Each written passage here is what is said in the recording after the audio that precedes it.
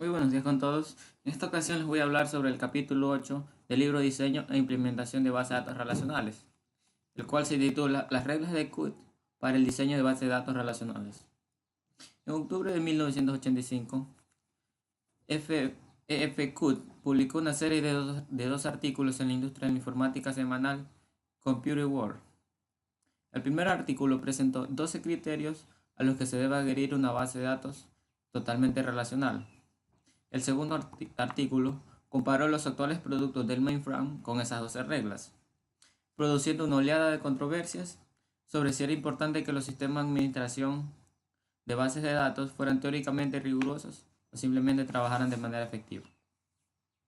Para ayudarle a comprender los problemas planteados y por qué las reglas de Qt para las bases de datos relacionales en su mayor parte tienen sentido, en este capítulo analizaremos estos criterios junto con las implicaciones de su implementación.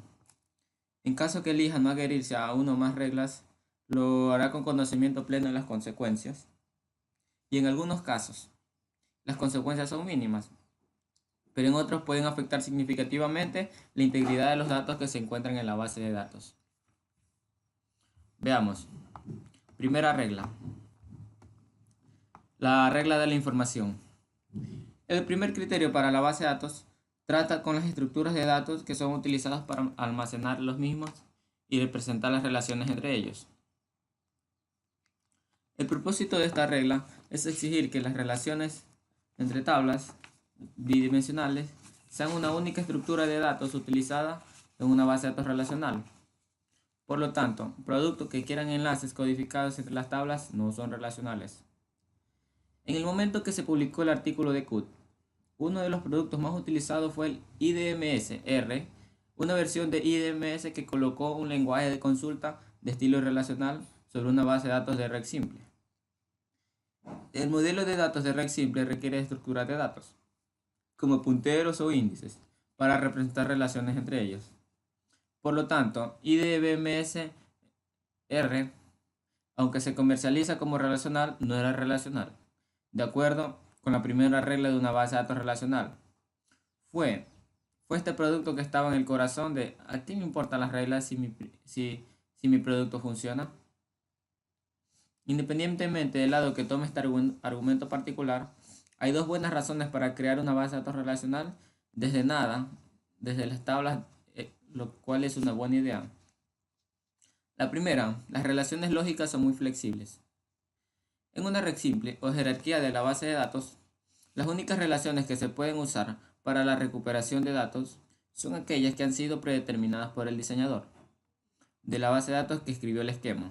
Sin embargo, debido a que una base de datos relacional representa sus relaciones a través de valores de datos coincidentes, la operación de unión se puede usar para implementar relaciones sobre la marcha, incluso aquellas que un diseñador de datos puede no haber anticipado. Como segundo, los esquemas de base de datos relacionales son muy flexibles. Para ello, puede agregar, modificar y eliminar las relaciones individuales sin perturbar el resto del esquema. De hecho, siempre y cuando no estén cambiando la estructura de las tablas que se utilizan actualmente, puede modificar el esquema de una base de datos directa. Sin embargo, para modificar el esquema de una red simple o de una base de datos jerárquica, debe detener todo el procesamiento de datos y regenerar todo el esquema. En muchos casos, modificando el diseño de la base de datos también significa recrear los archivos físicos para corresponder al nuevo diseño. Cuando Qt escribió originalmente sus reglas, las bases de datos no podían almacenar imágenes. Hoy en día, muchos sistemas gestores de bases de datos almacenan imágenes en una variedad de formatos o almacenan nombres de rutas, URLs, a imágenes de archivos externos. Técnicamente, cambio el nombre de las URLs a archivos externos son punteros a algo que no sean tablas. Y por lo tanto, parecería que un DBMS viola esta regla. Sin embargo, el espíritu de la regla es que las relaciones entre entidades y las relaciones lógicas en la base de datos están aún representadas por coincidencia de valores de datos, sin el uso de punteros de ningún tipo para indicar las entidades entre las conexiones. Bueno, esto es respecto a la primera regla. Ahora procederemos a hablarle de la segunda regla de Cook, que es la regla de acceso garantizado. Dado que todo motivo por el que colocamos los datos en una base de datos es obtener los datos de nuevo, debemos estar seguros de que podemos recuperar cada pedazo de estos datos. Todos y cada uno de los datos en una base de datos relacional están garantizados para ser lógicamente accesibles, recurriendo a una combinación del nombre de la tabla, el valor de la clave primaria y el nombre de la columna. Esta regla establece que solo se necesita saber tres cosas para ubicar una pieza específica de datos: el nombre de la tabla, el nombre de la columna y la clave principal de la fila que contiene los datos. No hay ninguna diferencia de la regla en este conjunto entre las 12 reglas, que indique específicamente que cada fila en una relación se debe tener con una clave primaria única. Sin embargo, una relación no puede cumplir con la regla de acceso garantizado a menos que tenga unas únicas claves principales. Sin claves primarias únicas, la búsqueda no sería flexible, pero no necesariamente se podría acceder a la fila exacta a la que se quiere. Podrá recuperar alguna fila con el valor de la clave principal utilizando esta misma, pero al no haber claves primarias únicas, no estaría seguro de obtener la fila correcta que se desea obtener. Algunos datos pueden ser inaccesibles, sin la capacidad de identificar exclusivamente las filas. Las primeras bases de datos relacionales no requieren claves primarias en absoluto. Tú podrías crear y usar tablas sin restricciones de clave primaria. Hoy, sin embargo, SQL le permite crear una tabla sin una especificación o una clave principal, pero la mayoría de los DBMS no le permitirán ingresar datos en esta tabla. Esto es con respecto a la regla 2. Ahora la regla 3 se trata del tratamiento sistemático de valores nulos.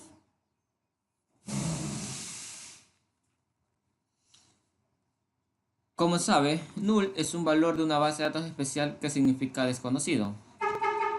Su presencia en una base de datos trae problemas especiales durante la recuperación. Considere, por ejemplo, qué sucede si una relación de empleados contiene una columna de salario. Suponga que el salario es nulo por alguna parte de las filas. ¿Qué entonces debería suceder si alguien pregunta la tabla a todas las personas que ganan más de $60,000 al año? ¿Debería recuperarse las filas con nulo o deberían omitirse? Cuando el DBMS evalúa un nulo contra el criterio lógico del salario del valor superior a $60,000, no puede determinar si la fila que contiene el nulo cumple con los criterios. Quizá, y tal vez no. Para esta relación, decidimos que la base de datos relacionales usan lógica de tres valores. El resultado de la evaluación de una expresión lógica es verdadero o tal vez falso. La tercera regla de Cook se refiere a la cuestión de los valores nulos. En primer lugar, un DBMS relacional debe almacenar el mismo valor nulo en todas las columnas y filas donde el usuario no ingresa explícitamente valores de datos. El valor utilizado para nulo debe ser el mismo, independientemente del tipo de datos de la columna. Tenga en cuenta que nulo no es lo mismo que un carácter de espacio o cero. Tiene su propio valor distinto en la codificación ASCII o en la codificación Unicode. Sin embargo, en la mayoría de los casos, cuando ves la tabla de resultados de una consulta en pantalla, los nulos aparecen como en blanco. En segundo lugar, el DBMS debe tener alguna forma consistente y conocida de manejar esos nulos al realizar consultas. Por lo general, encontrarás que las filas con nulos no se recuperan con una consulta. Como ejemplo, el salario mayor que $60,000, a menos que el usuario solicite explícitamente filas con un valor nulo. La mayoría de los sistemas relacionales hoy en día se adhieren a un sistema de tres valores de tabla de verdad lógica para determinar el comportamiento de la recuperación de valores nulos. La incursión de valores nulos en una relación pueden ser extremadamente importantes. Ellos proporcionan una forma consistente de distinguir entre los datos válidos como cero o los datos faltantes. Por ejemplo, hay una gran diferencia entre el saldo de una cuenta a pagar siendo cero y desconocido. Los de la cuenta con cero es algo que nos gusta ver. La cuenta con equilibrio desconocido podría ser significativamente peligrosa. Ahora procederemos a hablarles sobre la regla 4.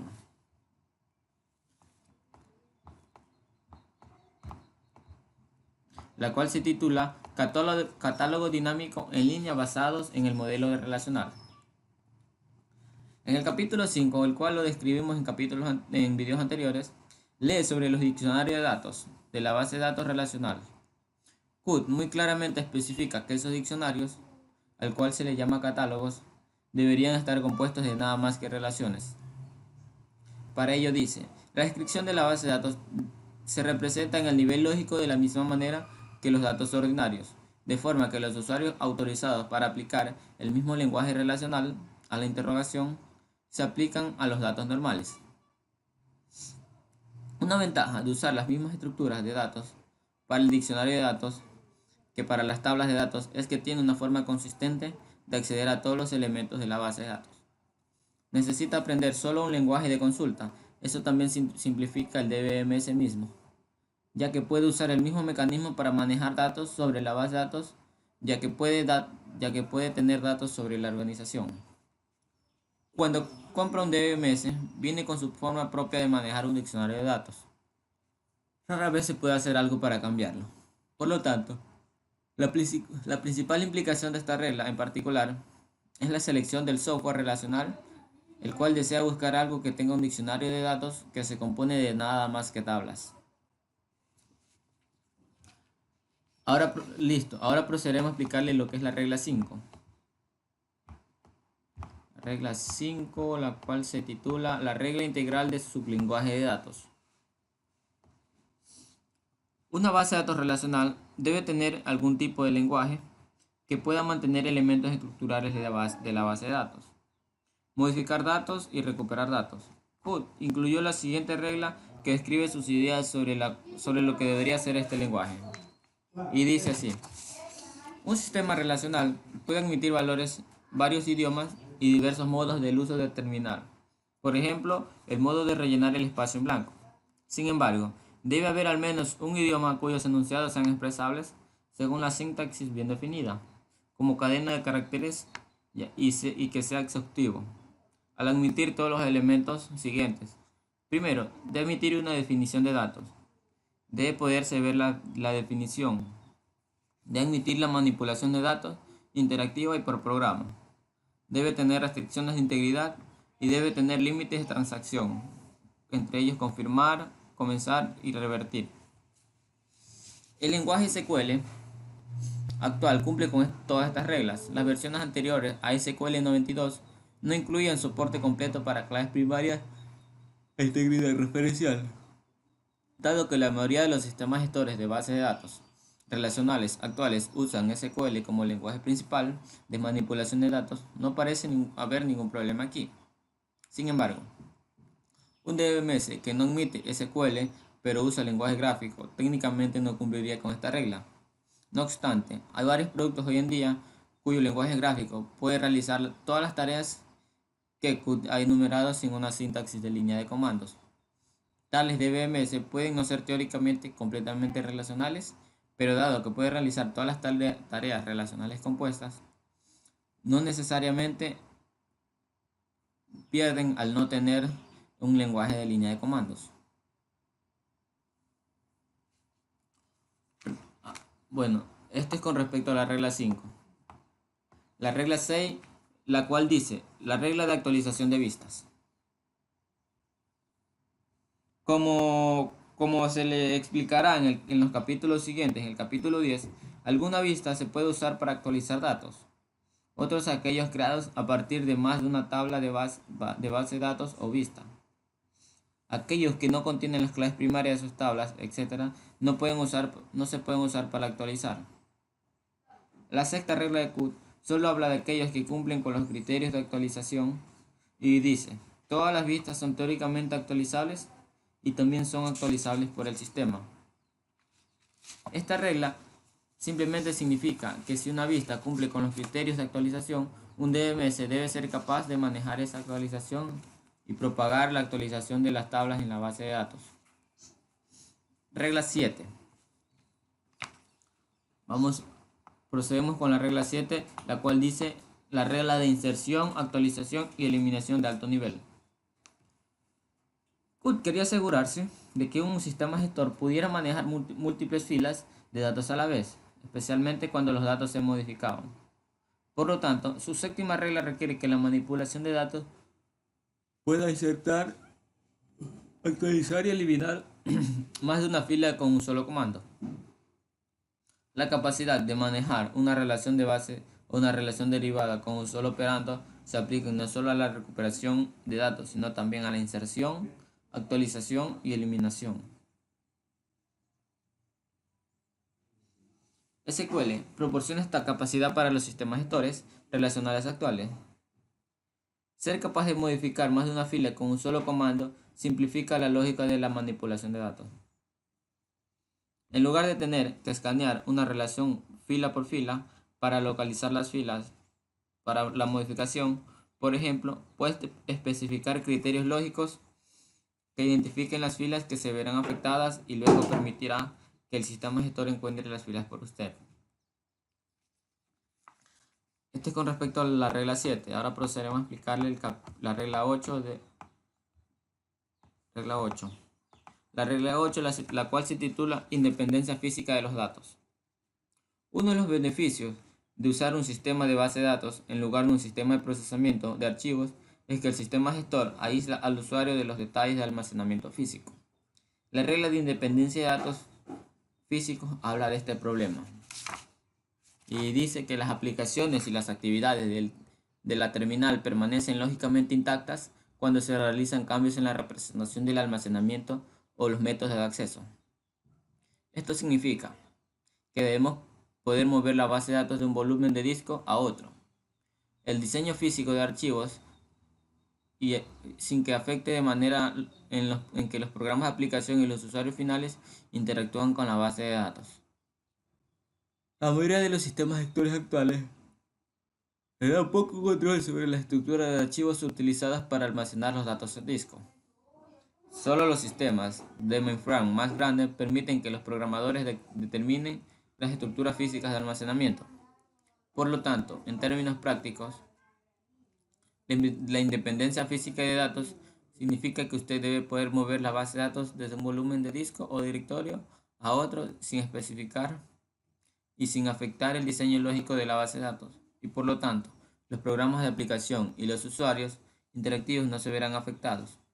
Con algunas excepciones, la mayoría de los sistemas gestores de base de datos actuales proporcionan independencia de datos física.